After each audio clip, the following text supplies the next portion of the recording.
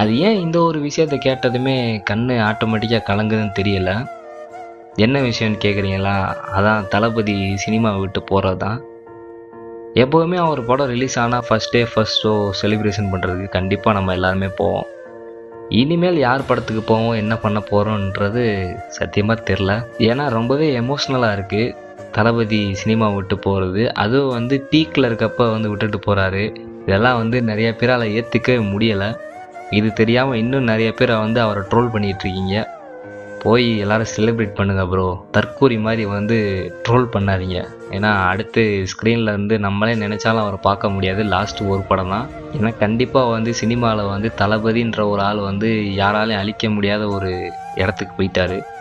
And அவரை கண்டிப்பாக நம்ம எல்லாருமே மிஸ் பண்ணுவோம்.